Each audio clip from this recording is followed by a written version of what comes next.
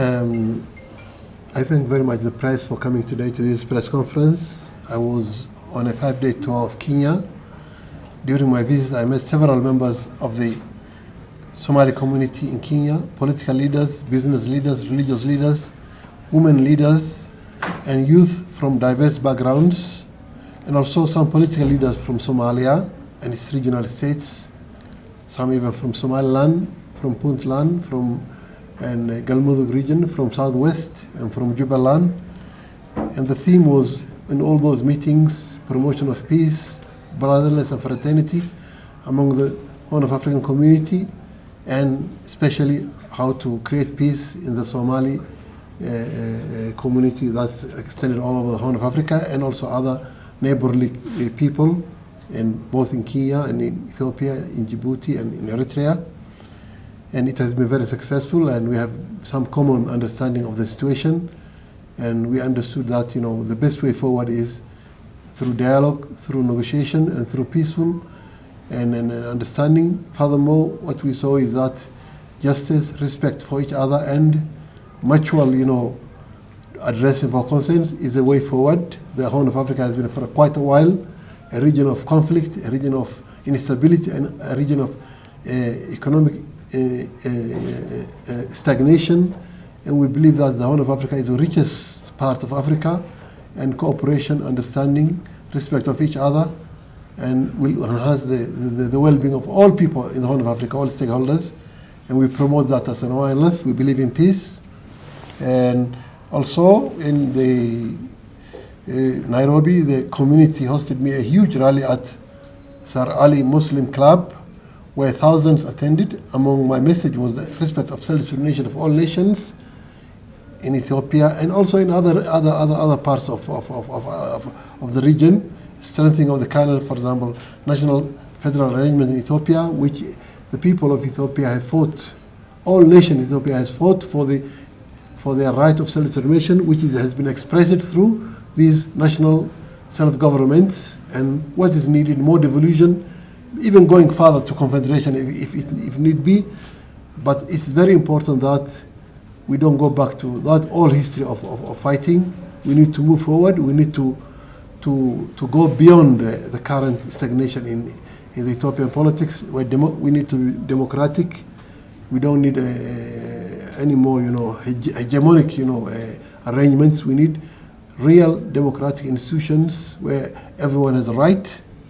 And in addition, we have called for a free and fair election in Ethiopia, free economic integration, and promotion of peace-building effort by all stakeholders, including the international community. And I also held, several media engagements, both with the Kenyan media and the international media. Ethiopia and the Somali region is at crossroads, especially the Somali region. The upcoming elections will be a litmus test that will determine the future that Ethiopia will take. I'm urging the federal government, all political forces in Ethiopia, and the international community to have a keen eye, to take a keen eye and make extra effort to ensure that the current drive to a genuine democratic transformation stays on course, and free and fair election be held on time, and be it transparent, just, and that no one should feel left out. I would also like to welcome you all to this and clarify a few questions. The issue of peace building, the peace agreement between ONLF and the Ethiopian government, which ended a very, very bloody war that caused the loss of life of countless lives, including economic destruction and and respect of human rights, which involved all stakeholders, was actually very successful. This peace process was facilitated by many countries which have their good offices, offered funding, some offered mediation, like the Kenyan government, the Swiss Israeli government, the UK government, the German government actually invested heavily in the peace process. And finally, the good offices of the Eritrean government succeeded in actually brokering a deal, a peace agreement between the Ethiopian government and ONLF. We are all grateful to all those governments, to all the individuals, to the facilitation team in Kenya, to the facilitation team in Asmara, who took part in this peace process. And we feel it's one of the successful stories in the Horn of Africa for quite a while. ONLF is very, very much, committed to keeping that peace, to take also part in stability in the Horn of Africa, to encourage, peaceful resolution of all conflicts within Ethiopia, between communities, between Somalis and Oromos, Afars, even we are ready to offer our good offices to other conflicts in Amhara region, in other southern regions. We believe that negotiations and understanding of each other, dialogue is a way forward to solve conflicts. The era of gunship has finished. We may have big differences, whether with the federal government, regional government, whether with the individual communities, but we believe dialogue and understanding will bring peace, prosperity for all concerned. And in my visit to Nairobi, one reason I came, the main reason was to participate in the Rift Valley Symposium on peace processes, local peace processes in the Horn of Africa and the wider central regions, where it reiterated the challenge we are facing and the success we have reached, and we exchanged experiences with other, similar, area conflict from South Sudan, from Congo, and from even as far as, other parts of the world. And it was a very successful meeting, and we actually gained a lot of insight into what similar situations are all over the place. Peace building is very challenging. It involves a lot of efforts. We have not yet reached our target. Still, the integration of our liberation army, our combatants, either from the organization, and the victims of war have not been properly addressed. We are still in negotiation with the Ethiopian government, federal government, and we hope that process goes further, and the joint committees, both at the regional and at the federal level, be invigorated. And we believe the Ethiopian government also has taken a positive role in ensuring that the part of the deal is successful. ONLF has fully, meet all its obligations toward the peace process, and we hope the Ethiopian federal government complete its side of the bargain. And in general, the Somali region is very peaceful, and the Somali people are very, very satisfied with the peace agreement. There are issues which was part of the agreement, like the root cause of the conflict initially, including resources, including borders, including the right of people to exercise their self-determination through electing their own leaders. All those issues still are on the table, and the negotiations, as we agreed, will continue. It's a continuous process. We will engage the Ethiopian government at federal level, and we will also engage at the regional level, which have got a lot of common understanding and some issues we need to resolve. And peace can be built by all sides. No single side, a single-sided peace will not last very long. So we hope all stakeholders involved in that peace to give fair and fair effort. And the elections, ONLF is preparing to participate in the elections now that we have received the certificate as a political party.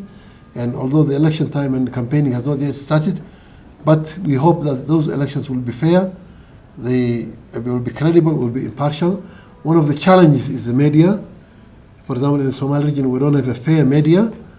There is only one national TV, regional TV, and one FM. It's in the hands of the ruling party and the regional government.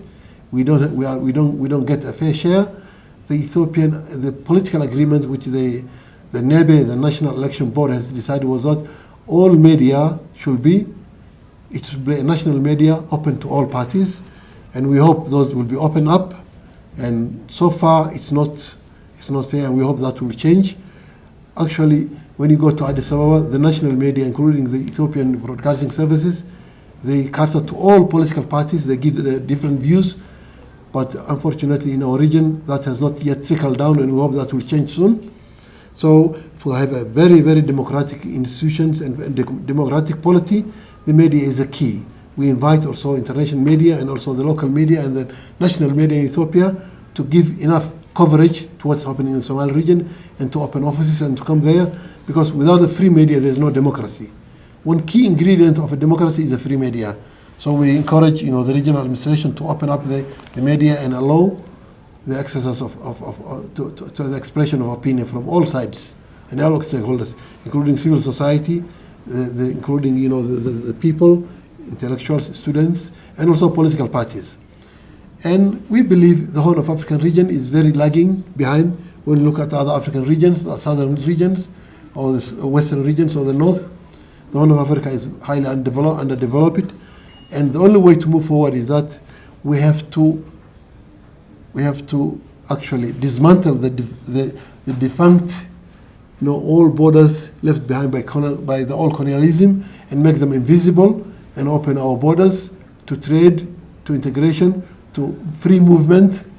And we encourage that very much. But in order to get that and that to happen, all stakeholders must be involved, and the benefit from that effort must be fair, must be just, and must be in transparent manner, and all has to benefit, all communities in the Horn of Africa, whether within states or within other, intra-state or interstates. That's very important, but it should be very fair, it should be transparent, it should be geared toward benefiting everyone, and no one should hegemonize that process. It should be, that comes from the grassroots. And what we believe is there's a great opportunity, there's great wealth in the Horn of Africa, and the Horn of African people are suffering. Hundreds of thousands of our youth are ending up in the Mediterranean Sea or the Red Sea, while we have got big resources underground, while we have got big agricultural lands, livestock, minerals, big trade, big populations. But the reason why all this was never utilized is because of the bigotry and hegemonic ideas that was circulating from the elites in the North of Africa. We did not respect each other. We tried to hegemonize each other. Some nations try to actually dominate other nations. The smallest nations in the Horn of Africa and the biggest can prosper only when we respect each other, when we see eye to eye. So that's what we believe, and our message is very clear. Our message is for peace, for fraternity, for understanding, for justice, and that's the message of ONLF. Thank you very much.